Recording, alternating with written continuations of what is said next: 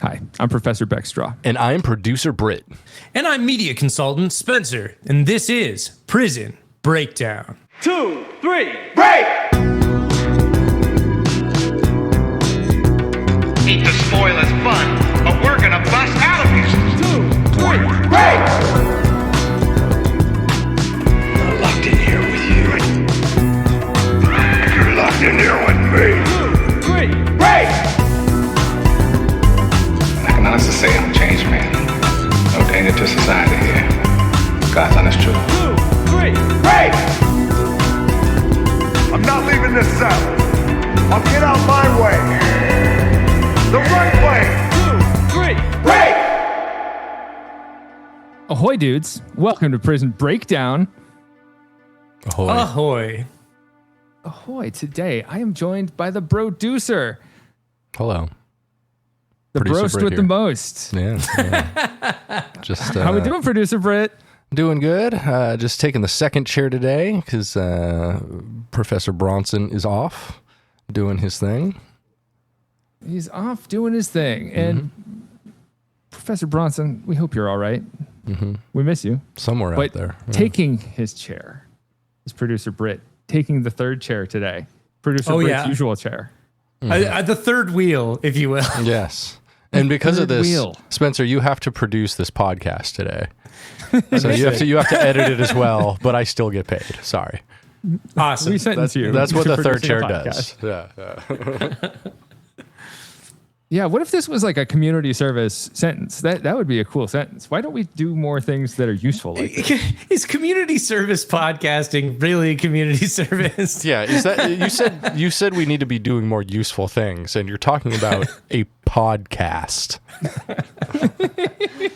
The most extraneous thing that there is, yes. But we Yes. love podcasting because we We are do. podcast. Yes. We are podcast. Oh. We are. Yes, as Obama said, yes, we podcast. Yeah, we are two things I'm certain of. We are definitely podcast, and we are Charlie Kirk. Yes, we've always said that about this for years. We've always said that Always. from the That's- beginning. That's been the motto of the podcast. That's our byline in Apple Podcasts. But do you think that came about like a Spartacus thing? Like, no, I am Charlie Kirk. Like the We Are Legion kind of thing. Yeah. So we all love good movies. We love shitty movies, and not really any movies in between. But Even though we watch a lot of movies in between. we do, unintentionally. We aim for the we're shooting for the walls. No, I'm sorry. I feel like intentionally we watch a lot of those movies these days. Absolutely. I mean, Beck and I the other night watched 2005's Doom, I which heard is about a this, yes. long storied video game adaptation. It was a time. Starring The It was Rock, quite a Dwayne The it was Rock quite Johnson. A mood. Get it? That's Doom backwards. Oh, good. Wow. I've been thinking about that from my Letterboxd review. You're welcome. Very nice. Yep, good one. Very good. Yeah, that was a movie that was it was pretty shitty and forgettably so. But cool practical effects. That's all I have to say about Doom. It is not a good movie, but there's something about it that I really like. Like, there's a vibe to it that I enjoyed. Remember back in the day when movies used to be like terrible, but they would still give them a budget to like make a real movie with. It's one of those. It's like, it's bad, but like they put so much time and money into it. It's like clearly, I don't know. There's something there. Well, this our subject today is the star of a lot of movies where there's something there, and he's not in most of my favorite movies, but I do like him. This is a star of stage and screen, a commanding presence, someone we all love. Wesley Trent Snipes, a man who has done some time in prison. And we're going to talk about that and what got him there, which is a crazier story than I expected. And Sure is. hopefully you get something out of this.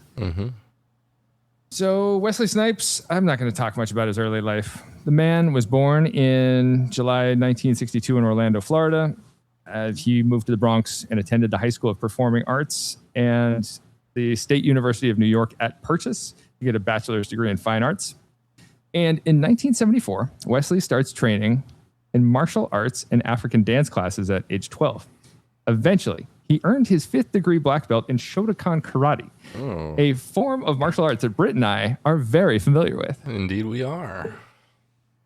Brit and I, you see, we are both certified brown belts in Shotokan karate from childhood. And I think that carries over to adulthood. Like you can't take away my brown belt. True. Hey, today, as we are recording this, is the morning after 4th of July, a holiday famous for, one consuming many hot dogs. And let me tell you, I was something of a brown belt this morning. Hey! Yuck. We're not that kind of podcast, dude. Are you saying you blew out your pants so hard that your black belt turned brown? Did you dye the leather with your feet? Like I'm just assuming that like a brown belt means you're good at pooping, right? Like that's the goal. Also, you're a vegan. Were these like? They're veggie dogs. Okay. I love me veggie dogs, dude. Yeah, I do know you love a veggie dog. I sure do. I still don't understand brown belt. Like I don't understand how that makes sense at all, Spen. Around his waist. Yeah, Like I guess it makes sense if you were like a white belt and then you like shit your pants. We're done with this. Let's move on. I don't want to consider the implications of brown belt for another second. All right. So our friend Wesley, he has a 2nd degree black belt in Hapkido as well. And he has training in Kung Fu, Capoeira, kickboxing, and Brazilian Jiu-Jitsu. This guy is a martial arts machine. I admire that. I think that's dope. Mm-hmm. Yeah. He's got the moves too. I've seen him. I love martial arts and films. Like I would watch any karate movie. It can be good. It can be shitty. I don't care. I love karate movies. Oh, yeah. So Wesley Snipes gets discovered at 23 years old during a martial arts competition in 1985. And this agent finds him, and this leads to the next year he gets a TV spot in Miami Vice playing a drug dealing pimp and a role in the Goldie Hawn film Wildcats. He is considered for the role of Geordi LaForge on Star Trek, The Next Generation. And that goes to he would have hated playing Geordi LaForge. I just got to say, like Geordi LaForge is like low stakes. And I say this as a big fan of The Next Generation, and of the Geordi LaForge character. So please don't take this the wrong way. But Geordi LaForge is an incel, like literally. Like his character is literally an incel. Up until Star Trek Picard, where he like definitely he has like some kids and like a wife and stuff, and he definitely. Breaks out of that. But during The Next Generation, he is a creep. He's like he is. He's like a guy who's like, why don't they like me? I'm so cool, like, and I'm so nice to them. And I'm like, so every Geordi episode, every Geordi The Next Generation episode is about him like being sad that he can't get laid and like women don't like him. Right. Like every single like there's one particular Geordi episode that the most like famous one I think is the one where like he becomes obsessed with this woman programmer and he like creates a virtual version of her in the holodeck and then falls in love with the fake virtual version, then meets the real version and is shocked when she doesn't like him. It's rough, man. Yeah. It has not aged great. No. As the Star Trek, I don't know, outsider here, the one who hasn't watched much of the Star Trek. Boo! I always thought that he was like a cool guy because that's. He does have a cool visor. He was a nice guy, but he was never really a cool guy until the Next Generation films. Yeah, he did become cooler in the next. See, I'd seen the Next Generation films, and I thought the visor was cool. They always wrote him mistake. as like kind and smart and competent, but very bad with women. And the 80s and 90s version of bad with women, times change, and bad with women then is like creepy with women now. Yeah. Oh, yeah. It's very much changed. Where where persistence used to be like a good attribute in a man or whatever, and now that's seen as like fucking creepy. Like take no for an answer. Right. Like when you hear old people talk about like a woman would be like, he followed me home and he knocked on my door every day for a year and asked me out. Like that was seen as like a cool thing back then, being persistent. He and walked now in and like, gave me his annoying. resume and I gave him a job, like that kind of shit. Yeah. Yeah, you don't hear that anymore in a cool way. But yeah, in the alternate universe in which Wesley Snipes was cast as Geordie LaForge, it would be very funny to hear interviews with him now, like lamenting the fact that he was written as such an incel. Oh, no, it would be amazing if he like kind of like fell into that character and like had the life that LeVar Burton ended up having. Imagine Wesley Snipes hosting Reading Rainbow. Hell yeah. Yeah. Wesley Snipes is like so cool and tough, and he like projects sex more than LeVar Burton does. So much more. Yeah. So much more, yeah. Like LeVar Burton is a believable incel character, unfortunately. Unfortunately. He seems like Reading Rainbow makes him feel like such a like safe guy to be around. Like, Yeah, definitely. You're comfortable giving him a hug on the street. Oh, 100%. And he's 100%. by all like measures and everything I've heard, like LeVar Burton is one of the nicest celebrities around. Like he's supposed to be just like a really good guy, really nice with his fans, very giving of his time. Yeah. So No. Some of the writing on The Next Generation did not portray him very well. Did him dirty. Mm-hmm. So Wesley Snipes, he also put himself out there for the lead in the 1985 film The Last Dragon, but this part went to another actor. Listener, if you've not seen The Last Dragon, finish this podcast, then pick up The Last Dragon. Show enough. Love it. It's so good. Show enough. So the next year, our friend Wesley blows up even more. And he appears in the Martin Scorsese directed music video for Bad by Michael Jackson. We all know the song. Great song. And he's going up against MJ. And he called this an unbelievable experience that solidified his desire to pursue acting. And we all know the song Bad. It's like ingrained in our culture. And his career takes off. And it takes off as he starts as Willie Mays Hayes in the movie Major League in 1989, and he picks up leading parts in Mo Better Blues, Jungle Fever, King of New York, and New Jack City in the early 1990s, rocketing him up to fame. Yeah, I just watched King of New York, and it was great. Really good film. I saw that movie when I was a kid, and I liked it then. That's not a movie for some reason, kids. even though it's not. No. It's super No, not, but...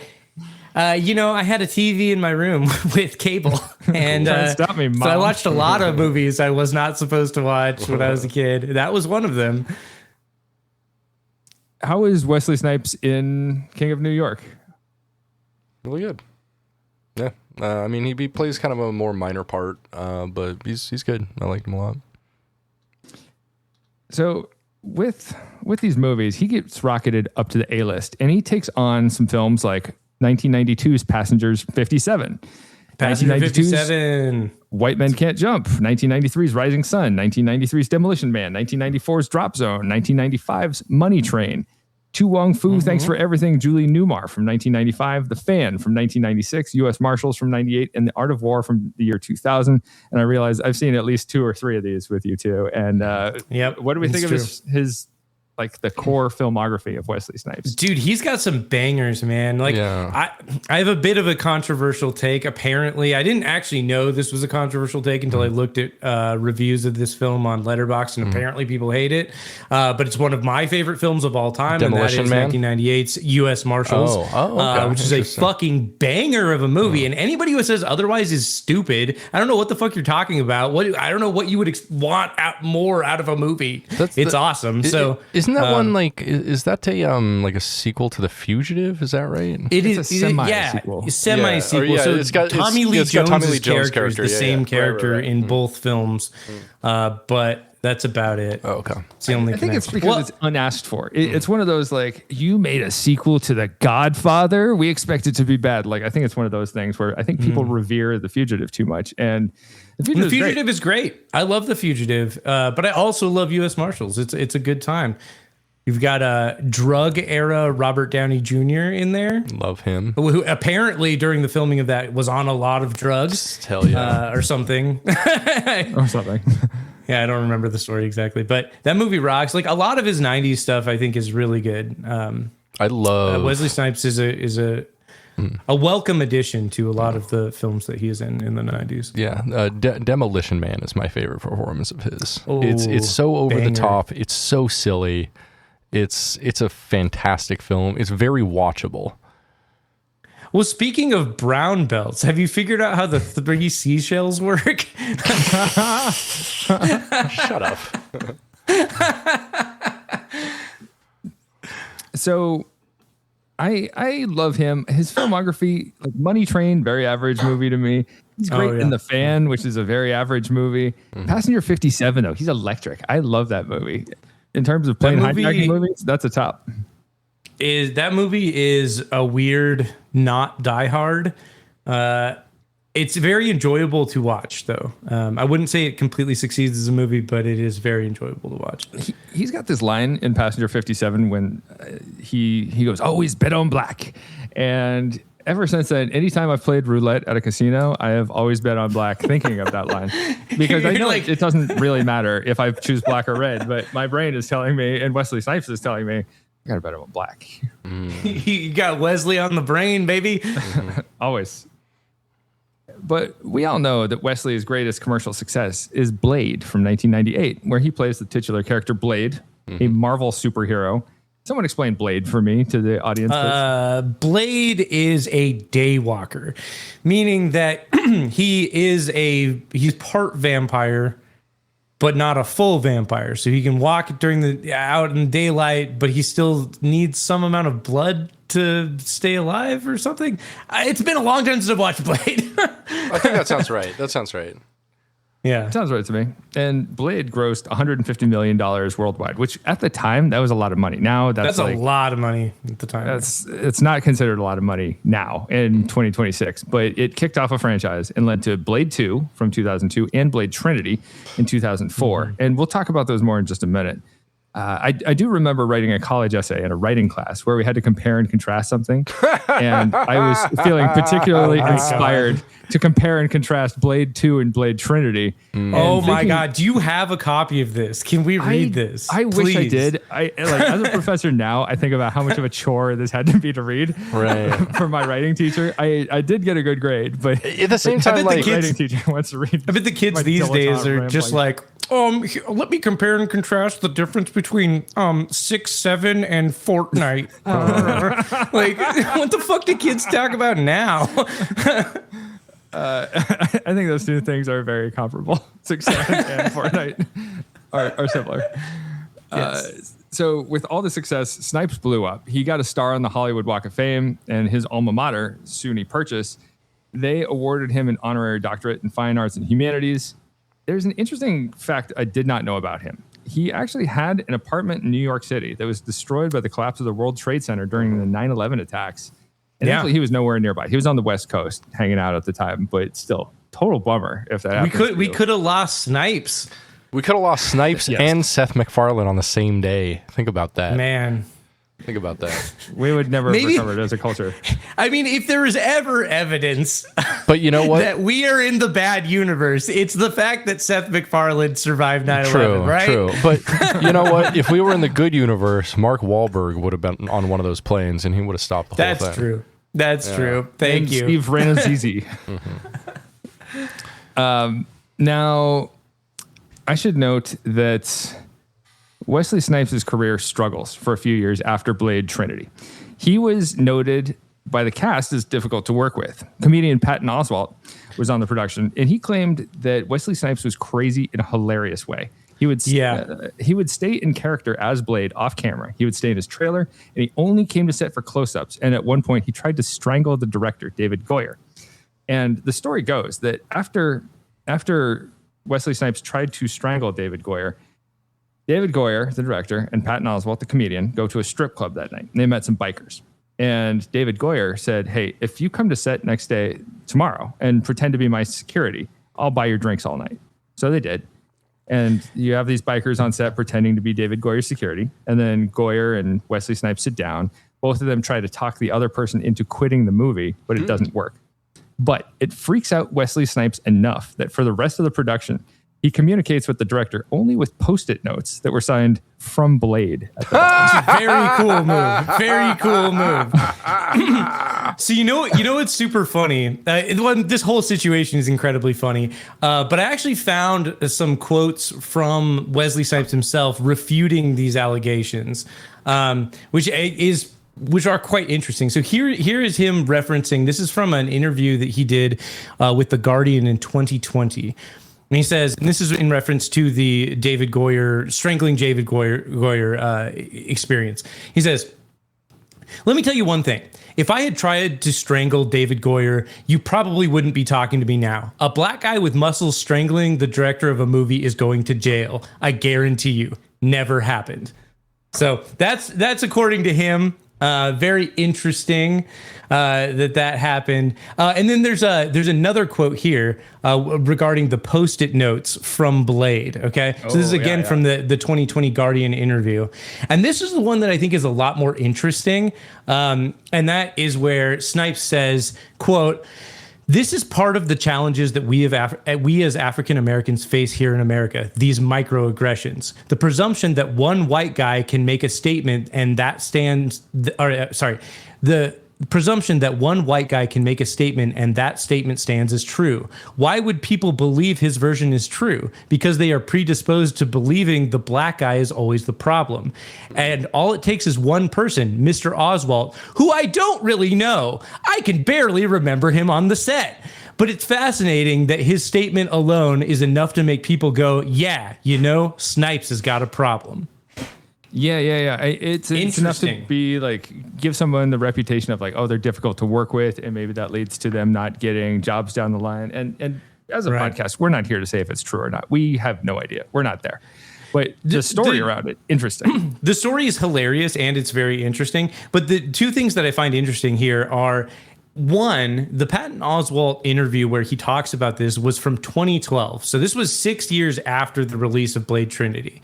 Sure. Secondly, I'm not on Patton Oswalt's side here. I'm not taking sides in this confrontation here. But I will say it is. I do find it interesting because the statements that Oswalt made are so specific and specifically weird in a way that even someone who, like Oswalt, who is a comedian and does exaggerate things for bits, this doesn't feel like a sort of thing where like something was exaggerated, because the initial part of it is so strange to begin with, right? It's so specific, as you said. And it's so specific. And so it's like, I don't know that I buy the idea that necessarily Oswalt completely made this up, but also like I can see where Snipes is coming from, but it's a very weird situation, man. I don't know. Clearly that film had problems, as you can see when you watch the film. Well, complicating things more in the accounts here, the director, David Goyer, he refuses to weigh in on the matter. He's only said, hey, this film was a tortured production, and Wesley Snipes and I used to be friends. We're not friends anymore. I'm still friends with Patton Oswalt. That's all there is to it. And after the film's release, Wesley Snipes actually sued New Line Cinema, the film distributor, and David Goyer, the director. He claimed that the studio cut him out of casting decisions. They didn't pay his full salary, and he actually had less screen time than Ryan Reynolds and Jessica Biel in the third film. And the studio actually settled the lawsuit. They didn't drop any details about what actually happened, so that's lost to time. Interesting. Yeah, very, very interesting. And yeah, his career post Blade Trinity has certainly been, floundering. Interesting, to say the least. He did return as Blade. He returned to the Blade character in the 2024 film Wolverine and Deadpool at Ryan Reynolds' request. So I guess those two are fine. So yeah. Can't be that bad.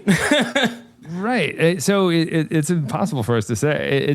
The movie is weird. It feels disjointed in retrospect. It is definitely the worst of all three Blade films, which I should have written about in my compare and contrast essay. Yeah. But it is it's just a weird cultural oddity. And You should have written a paper about which Post-it notes from Blade would have made the film better. So he has other stuff going on, though, too. So in the late 1990s, Wesley Snipes and his brother started a security firm. It was called the Royal Guard of Amen-Ra. And they hire personnel with law enforcement and martial arts experience to provide bodyguard services. So he has that going on. And in 2005, he was in negotiations with the Ultimate Fighting Match to set up a fight with noted podcaster and at the time Fear Factor host Joe Rogan. But the deal fell Interesting. through. I would have loved to have seen that. If we had a video of Wesley Snipes beating the shit out of Joe Rogan, I would watch it a lot. like that's cool as shit. Yeah, I would save that video. I'd save that video for the lonely nights. Yeah, All of them. every single one of them. So anyway, all this talk around Blade Trinity hurt his career prospects. And afterwards, he's doing some work, but it's either obscure foreign films or it's straight to video slop. The movie Chaos from 2005, The Contractor from 2007, The Art of War 2, Betrayal from 2005, and Game of Death from 2010 are all on that list. And he doesn't actually make a comeback in theaters until 2009 in the film Brooklyn's Finest, where he plays supporting character Kaz Phillips. And around this time, Snipes runs into some legal troubles. In 2005, he is attempting to leave Johannesburg in South Africa, and he gets investigated by the South African Police Service for possession of a counterfeit South African passport. And it's extra weird because he had a valid U.S. passport, so they let him leave, but it led to the South African government giving his file a stamp as an undesirable person for immigration purposes. So why bother with having a counterfeit passport on you when you have a real passport that will get you where you want to go? I have no idea. Yeah, very strange. Very strange. He'd be making moves in silence, that's for sure. Yeah. But his next move's not in silence. And he runs into some real issues that we're going to talk about that you might know about. In 2006, the Internal Revenue Service comes after Wesley Snipes for avoiding somewhere between $7 million and $23.5 million in taxes, depending on what source you're looking at. I found various sources online, and I was never able to nail it down with an actual number. Reports vary on this front. And Wesley Snipes gets charged with 1 count of federal tax fraud, a count of conspiracy, and 6 counts of willful failure to file a tax return from the years 1999 through 2004. And he pleads not guilty to all these charges. And his defense team claims he's just the victim of lousy tax advisors. And at trial, his close friends Woody Harrelson, Denzel Washington, and TV Judge Joe Brown spoke up for him at trial, giving character building testimonials and recommending probation. I was thinking about it. If I could pick 3 Hollywood people to be like, who should I have do character testimonials? That's a pretty good panel. That is It's pretty good. Very good. Yeah. Who would you 2 choose as your panel from Hollywood? Oh man, Hollywood's finest. Mike Myers and Mike Lindell. The mics. the My Pillow guy. Austin Powers and the My Pillow guy. That's my in character as Austin Powers. Yeah. yes, in character specifically as Austin Powers, and then Mike Lindell as Dr. Evil. I choose like beloved. Like I'd go for like Dolly Parton, Keanu Reeves, and how about LeVar Burton as well? Just like three Yeah, absolutely wow. like Wholesome. exactly. If you get like a character recommendation from those 3 people, like America loves you, right? Yeah. It might come off as pandering though, because it's like these people are too beloved. Maybe a Ken Jennings in there somewhere. Yeah. Somebody who's like, oh, we think we love him, but we're not sure yet. Nice. Very So good. Wesley Snipes goes to trial, even with the juice of Denzel and Judge Joe Brown and Woody Harrelson behind him. He gets convicted of 3 misdemeanor counts of failing to file a tax return. But he is acquitted on the charges of federal tax fraud and conspiracy. And before his sentencing, Wesley Snipes told U.S. District Judge Hodges, even well-intentioned people can make mistakes. I never lost faith. I have forgiven those who hurt me deeply because I seek forgiveness, which I I don't know what he means by this, but he's sentenced to 3 years in federal prison on all the charges. He was facing 16 years, so he got off somewhat easy, and he gets fined $5 million for willfully failing to file millions of dollars worth of past tax returns. And according to prosecutors, the weird part is that Snipes' tax evasion wasn't ignorance and it wasn't failing to file his taxes. Apparently, in the 2000s, Wesley Snipes got very involved with an organization called American Rights Litigators, whose purpose as an organization is to delegitimize the IRS. And he was influenced by constitutional taxation theories that get tied into sovereign citizen movements. Yes. Okay, this is what I was hoping you were going to bring up. I almost interrupted you to bring this up, but I knew you'd get there. This shit is what I found the most interesting about his legal troubles. Is this tax protester 861 argument? Do you have this on the notes? Okay, so this is apparently the argument he was using to create these like bogus tax returns. What I don't understand exactly how this part works, but he was using this argument this argument is notable enough to have its own Wikipedia page. So clearly it's something, but it's called the tax protester 861 argument, and it relies on an interpretation of tax code that is wrong. Basically, like to say, okay, let's just read the top paragraph on the Wikipedia page. I feel like that explains it pretty well. The 861 argument is a statutory argument used by tax protesters in the United States, which interprets a portion of the Internal Revenue Code as invalidating certain applications of income tax. The argument has uniformly been held by courts to be incorrect, and persons who have cited the argument as a basis for refusing to pay income taxes have been penalized, and in some cases, like this one, jailed. Yikes.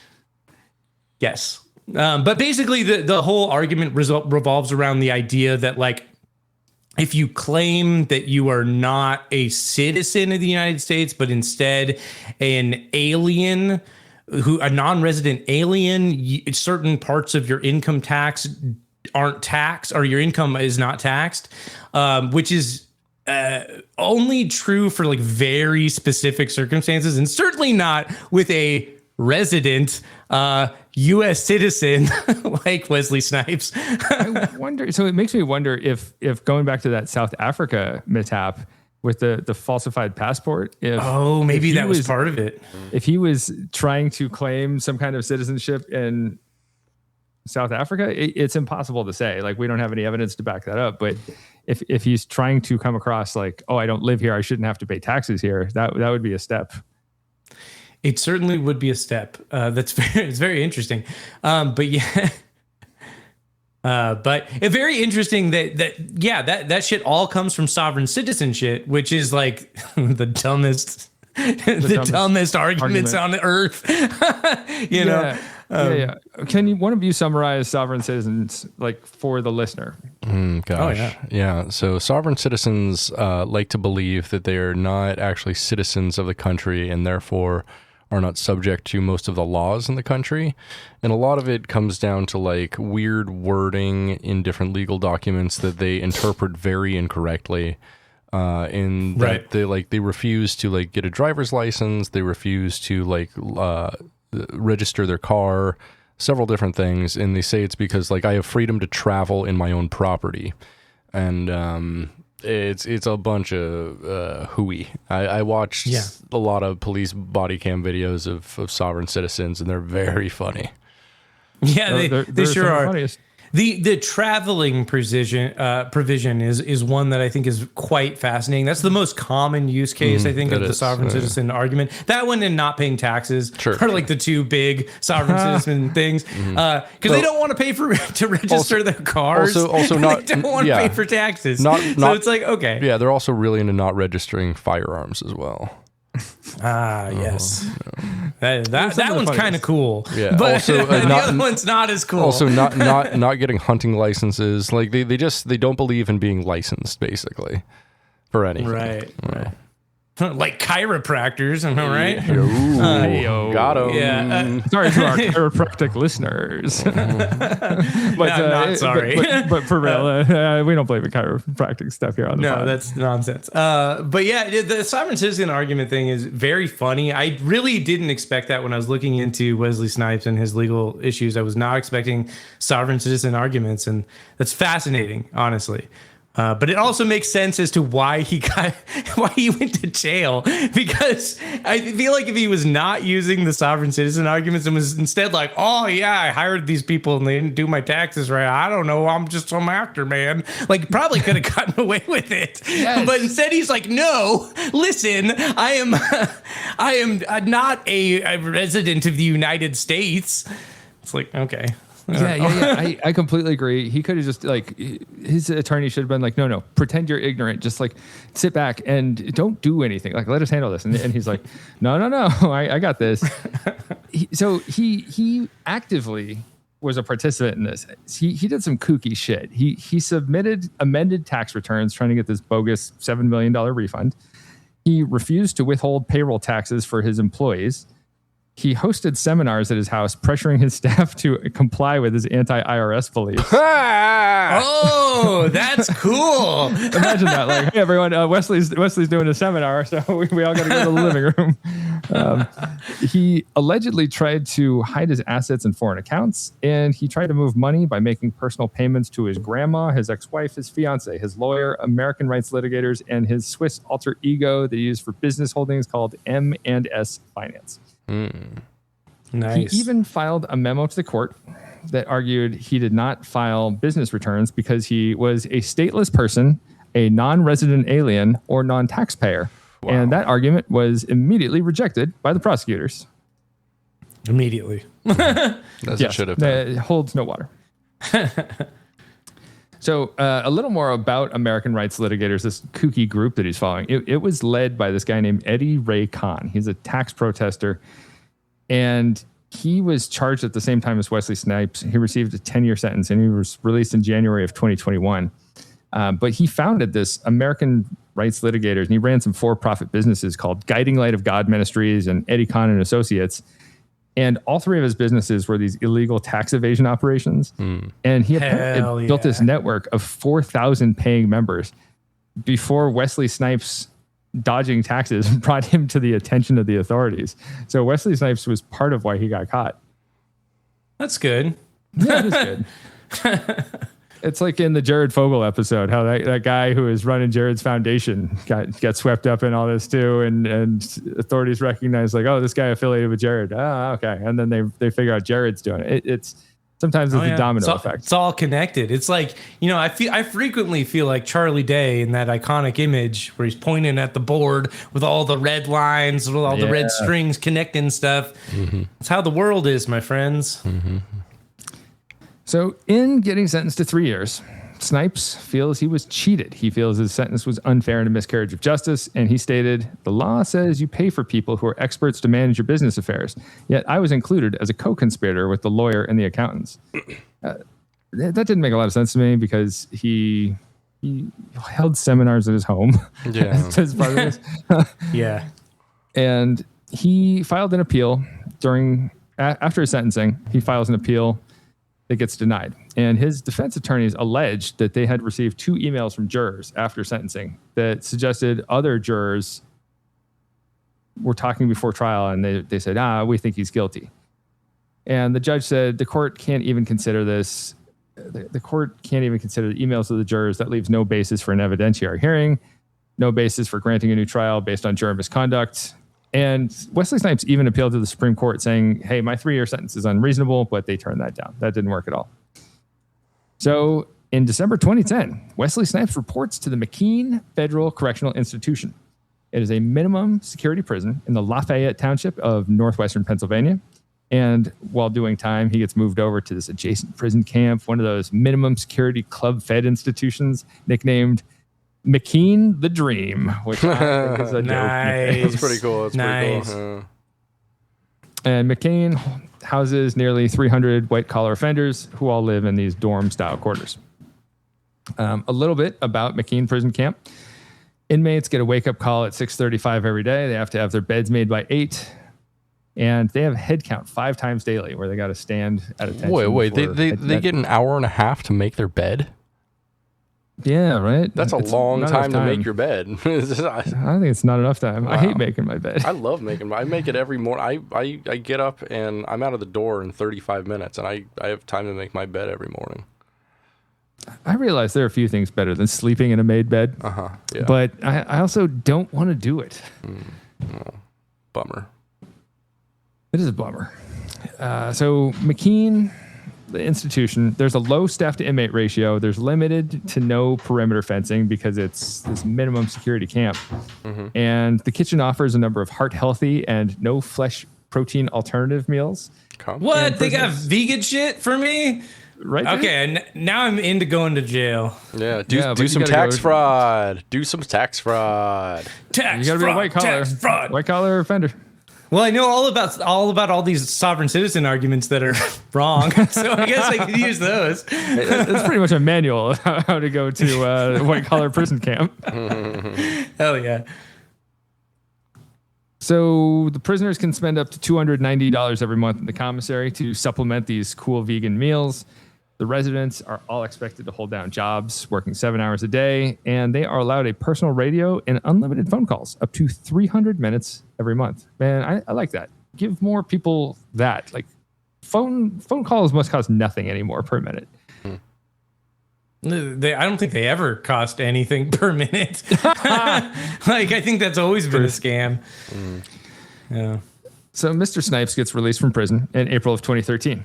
And as you may note, that's not a whole 3 years in prison like his sentence dictated. So on the back end, our guy does a good 4 months of house arrest to finish the sentence.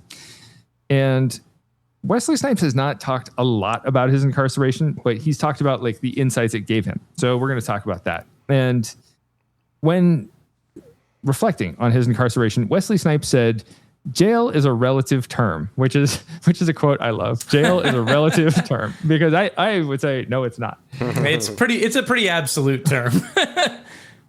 And he's doing some reframing in his life, trying to make his life better. He says, "The thing I discovered in prison is that more people on the outside were locked up than people on the inside. What's worse, to know that you are imprisoned and that you're a slave, or to not know that you're a prison and a slave and to be a slave?" Oh, wow. Okay. This sounds very sovereign citizen. Very sovereign. This is very I'm 12 and this is deep. Yeah. You know? He said, people on the inside know that they're in prison, right? So there's no illusion there. So they model their lives based on the value of time that they've learned, the value of consequences for your actions. Most people on the outside don't do that. You know, they waste time. They figure they can move through a life without consequences. I don't think that's... I'm not sure I understand. I think he's saying he learned to structure his time better, is what it sounds like to me. That's what it sounds like. Yeah. One of the few reports I could find of what he did during his time was TMZ reported at one point that Snipes requested yoga mats to teach other inmates the benefits of yoga, and his request was granted. So, you know what? Power to you, Wesley Snipes. Nice. You're doing yoga with people? That's dope. Yeah. He's something of a yoga hoser. Something. To reference our favorite Kevin Smith film. Following his time in prison, Wesley Snipes doesn't refer to his time as prison and says it felt more like camp, and he came out a clearer person. Clearer on my values, clearer on my purpose, clearer about my relationship with my ancestors and the great God and the great goddess above, and clearer on what I was going to do once I had my freedom back. Okay. Yep. Okay. He says the most valuable thing he got from prison was learning the value of time itself, how easy it is to squander it, and he hopes to be more economical with his time and his energy. And that way he can have more fun and enjoy the opportunities that come his way. And he says, after having to spend 2.5 years away from my family, don't forget how many wins you have, how many good experiences you have. I like that. I like this reframing, trying for an optimism there. I think that's a good product of his incarceration, if nothing else. Certainly. And following that, he also wants to be a better person.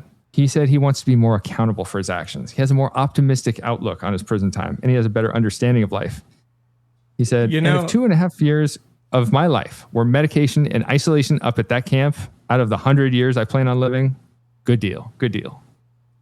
Good deal. You know, I hope that when he requested yoga mats for his inmates and for himself to run his yoga classes, I hope he requested that with a Post-it note from Blade. Honestly, that would be so, like, to have like prison notes from him as a CO now, that there's not a price you can put on that. Yeah, it's good stuff. So Wesley Snipes got a new lease on life. And he says, you can't take life too seriously. If you take it too seriously, you'll miss out on all the beauty, of all the glory, of all the wonder, and he goes, and splendor. And we're really, really small creatures on the big planet. So it's like, come on, we're not that big of a deal, even though we'd like to think that we are. We're really not. And I like his thinking this way. It is a little depressing,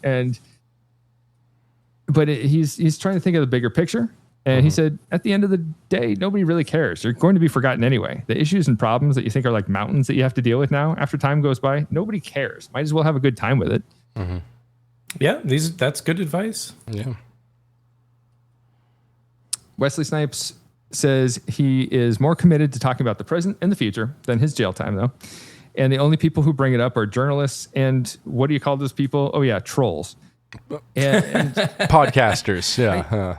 Podcasters. Yes. I think we're just curious about what he went through, and he claims he's also got a stack of scripts that's 6 feet tall that have some kind of prison theme to them. And he's like, wait, what am I, like a prison expert because I've been to prison? He wants to move on with his life. And he claims, as far as the streets were concerned, it didn't change their appreciation for my work and my artistry one bit, not one bit. But he's had a difficult time coming back to Hollywood because Hollywood is still run by white people for white people. Yeah. And he claims that he's seen differently that way because he's a guy who's been in prison now. Well, so I got to say, real quick aside here. He says that he claims that he is not an expert on prison, but according to my calculations, he spent more than 10,000 hours in prison. So That's true. Just saying. Okay, Spenser, if I'm asleep in prison, does that count toward my 10,000 hours? Yes. Yes. Absolutely. There's no way it doesn't. You're in prison. Like, what if I'm dreaming about prison? like I am an Extra counts. yeah. I'm an expert in sleeping in my bed because I've done it for 10,000 hours. Yeah. Yep. Another thing I want to mention is in 2017, Wesley Snipes became an author. He was trying for a new challenge after his time incarcerated, and he wrote a fantasy novel called Talon of God. He co-penned with Ray Norman. Cool. Yes. So I was really excited to talk about this. I didn't actually look up the book, but I was excited to talk about this conceptually because whenever you see a famous person release a book that is co-authored with someone, you know what that means, right? Yeah. It's like, ghostwritten entirely. The other person wrote the book and they took a few of his ideas. Yeah, something like that. But yeah, I love taking credit for a book you didn't write. I think that's cool. I think more people should do that. Brit, what were you saying? I was just saying, that just means it's ghostwritten, like entirely. If it's like Wesley Snipes featuring someone else, like that someone else wrote every word. Yes, every single word. Yes. I think Wesley Snipes probably had a character name or two that he threw into the mix. Wesley Snipes seems like the sort of guy that would be like, hey, here's my idea, and then just let a dude do it. I'm okay with that. So Talon of God was not a success. It was originally planned as the first book in a trilogy that never came to pass. Was it self-published? Do we know this, or is it? I don't have that information from a publisher. I bet it's self-published. I don't know if Wesley Snipes is attached. I imagine a publisher would pick it up, even if it's a small house. I could see that. I mean, we could find out here. True. So, following his release, Wesley Snipes has made a comeback with a few films as well. And immediately following his release, he was one of the stars of The Expendables 3, where he played Dr. Death, and also called Doc. And he's this U.S. Army Special Forces medic and knife expert. And the movie opens with the Expendables breaking him out of prison. And he makes a joke where somebody's like, oh, what are you here for? And he's like, tax evasion, as a real like wink to the audience. Like, you guys, I'm moving past this. And that's fine. That's good. I'm glad he can joke about it. That rules. But besides that, he's been in a few other things like the Spike Lee joint called Chirac, where he plays Cyclops. Dolomite Is My Name. Coming to America, the sequel to Coming to America, and Deadpool and Wolverine, as we talked about earlier. And so we hope Mr. Snipes has this long and rich career of acting ahead of him, but please pay your taxes like the rest of us and get off this like sovereign citizen bus, because we want to see you succeed. Yeah. Okay. So hold on. We got to talk about Talon of God a little bit more. So I looked it up. Okay. So firstly, it was not self-published. It was released through a publisher, Harbor Voyager to be specific. Secondly, and this is the thing I find most interesting, on Amazon at least, it is categorized under the following category: books, religion and spirituality, Christian books and Bibles, literature and fiction, romance, mystery and suspense. So it is a Christian novel, according to Amazon, which is interesting. And then I've got this this synopsis from Google's AI, which I'm going to read the AI synopsis because I think it's pretty good. And that is what it says. Talon of God is a 2017 urban fantasy novel co-written by actor Wesley Snipes and Ray Norman, featuring a spiritual thriller about a female doctor who teams up with a legendary spirit warrior. I'm not adding those quotes. Those quotes are there. Named Talon Hunter to fight demons to bring hell to Earth. The book blends action, science, and faith, following the skeptical doctor as she discovers her own inner strength and battles supernatural forces in Chicago.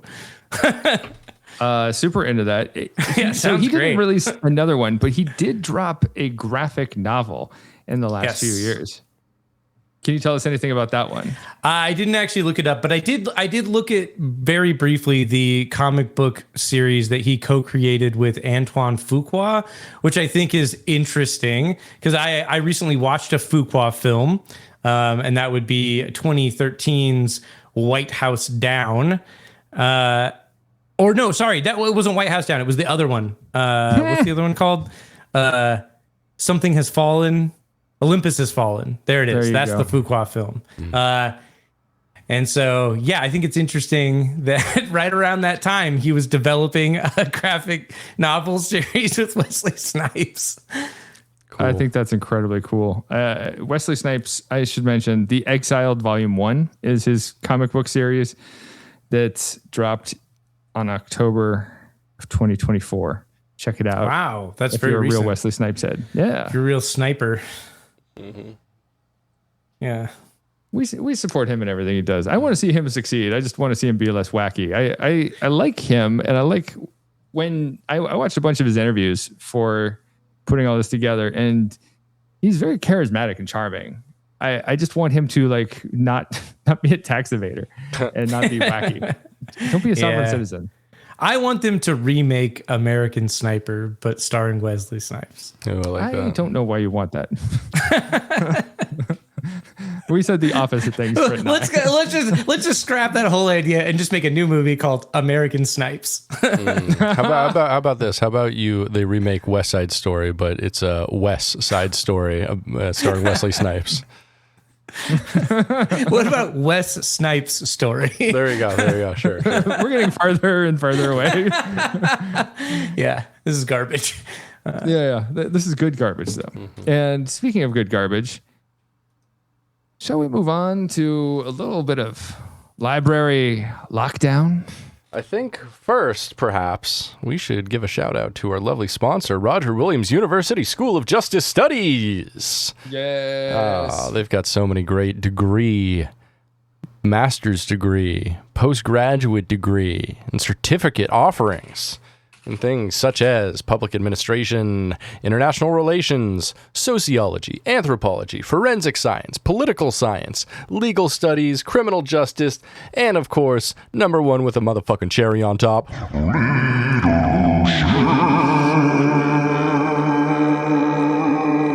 leadership.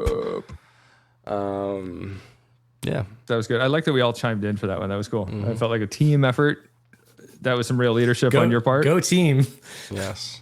So thank you, Roger Williams University School of Justice Studies. We appreciate your patronage. And with that, Indeed we do. You want to do a library lockdown? Let's take us to the books. Library lockdown. Library lockdown. Come on in and take a look, 'cause it's time to review a book. Said library lockdown. Library lockdown. Library lockdown. Library lockdown.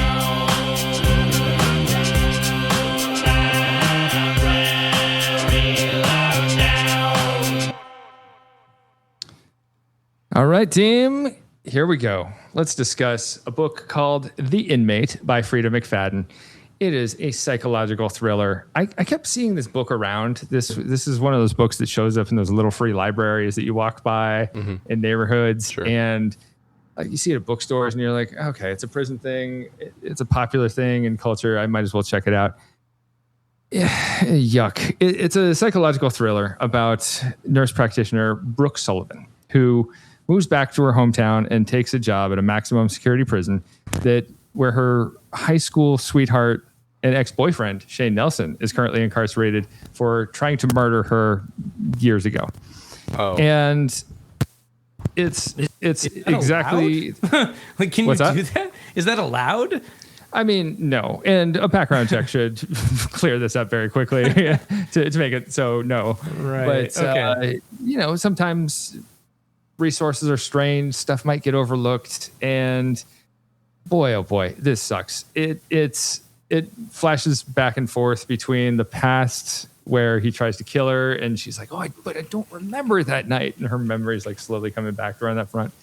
And this guy is incarcerated, and the father of her child, and Shane Nelson has no idea that he has a child. It's all garbage. It is exactly the kind of book. I'm going to alienate some listeners out there who I'm sure love Frida McFadden books, but I can't ever read another book by Frida McFadden after this. It harnesses every possible cliche that you think it will. There's no cliche like too dumb and too low for it. And even when you think you know where it's going, it does pull the rug out from under you by making some twists that had no breadcrumbs leading to it. It's just, I hate to see it. it's like beach read, but like, I don't know, there's better stuff for you to beach read out there. So dear listener, avoid The Inmate by Frida McFadden. This gets, I don't know, it had okay politics. We'll say 1.5 soups. 1.5. Oh, that's not great. Not great. No. Not great. I'll avoid that one. And with that, it's time to get to a movie minute. Yeah, one movie per minute. Movie minute. Movie minute. 60 seconds with producer Brit to talk about movies. Hey, let's put 60 seconds on the clock. Escape Plan from 2013 is an American prison action thriller directed by Mikael Hafstrom, best known for directing 2007's 1408. The film stars notably The film stars most notably Sylvester Stallone and Arnold Schwarzenegger in their first main starring roles opposite each other. They were in the two previous Expendables film before that, though. Also, 50 Cent plays the IT guy. What? Yeah, 50 The most unbelievable role where you're like, no. That's insane. Yeah, No. it's no, like bullshit. Kiefer Sutherland as a doctor in Dark City. You're like, what is he doing here? And also, Jesus Christ himself, Jim Caviezel, plays the villain. Yeah, makes sense. The premise is fairly simple. Stallone plays Ray Beslin, a professional security consultant who breaks out of prisons for a living to show their security flaws. Breslin is offered a lucrative contract to break out of a very draconian prison, and he agrees, but gets kidnapped by a malevolent warden in the process who wants him as an actual prisoner. Breslin then meets Rotmeyer, as played by Arnold, who is a benevolent inmate who shouldn't be in prison. Together, Breslin and Rotmeyer put together an elaborate plan to escape the most secure prison on Earth and take down its corrupt warden, as played by Jesus Christ. I'm of two minds of this film. First, it's fun to see Arnold and Stallone on the same screen together. Although they'd appeared together in the first two Expendable films, it's fun to see them opposite each other for the entire film in starring protagonist roles. Even though they're both highly mediocre actors. Still fun. My other mind says this movie was dumb and too long, and most of the action was too shaky because it was obvious stunt doubles because we've got like two septuagenarians pretending to be like young, mobile, and able to break out of a prison. Right. I guess I had a good bit of fun regardless, but so much of this film defies logic. It's a silly, brainless watch. And I can't hate that. But I learned everything I need to know about this film from the episode where they covered it on cinema at the cinema. Oh yeah, I didn't see with that. Tim Heidecker and Craig Turkington. Yeah, They loved it. Probably 5 which popcorns. tells me Yeah. it's bad. So 5 bags of popcorn though, for sure. yeah, I can't hate this movie, but I didn't really love it either. So just straight up 2.5 soups. Yeah. It's a pretty average soup. All right, you boys got something to sentence me for next time? Judge Media Consultant Spenser.